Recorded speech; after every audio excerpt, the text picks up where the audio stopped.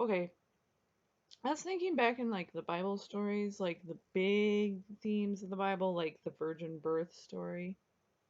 Okay, now here's something that I remember when I was in college.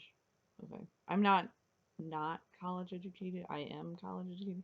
I'm not like super smart, but I can kind of figure out why the Bible story of why the virgin birth thing matters.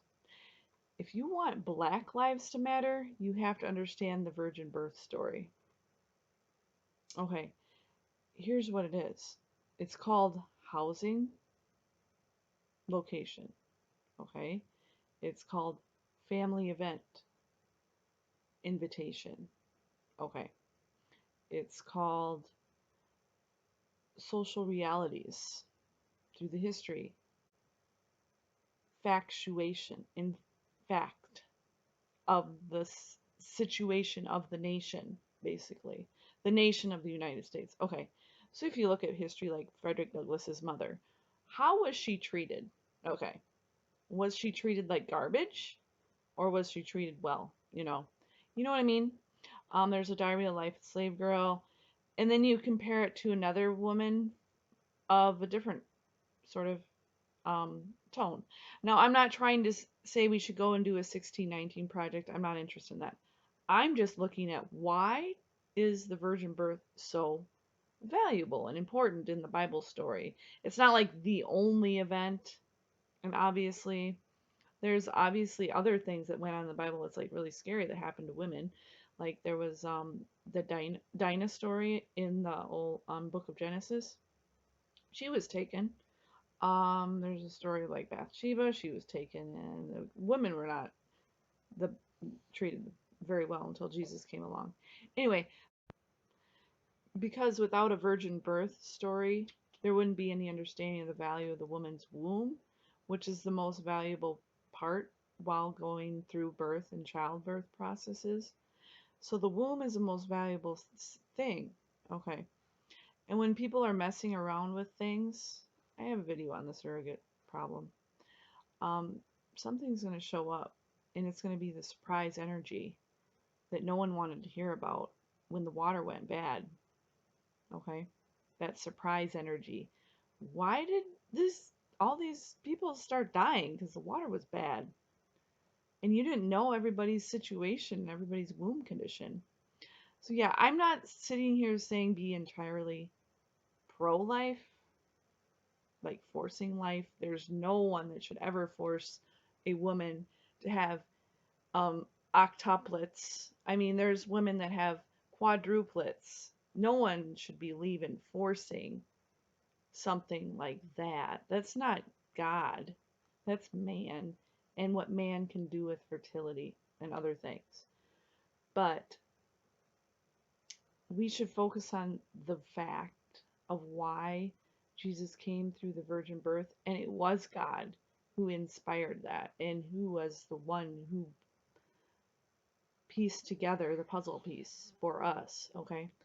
I'm not a Catholic person, but the real marriage is the one in the heart that has the heart that wants to be the nun, but she dies before she even gets there.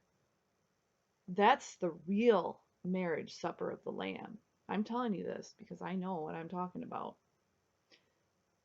They, like Anne Frank, she only got that far back in World War II history, but the real nun that has the real marriage is the one who dies before she even gets to the nunnery.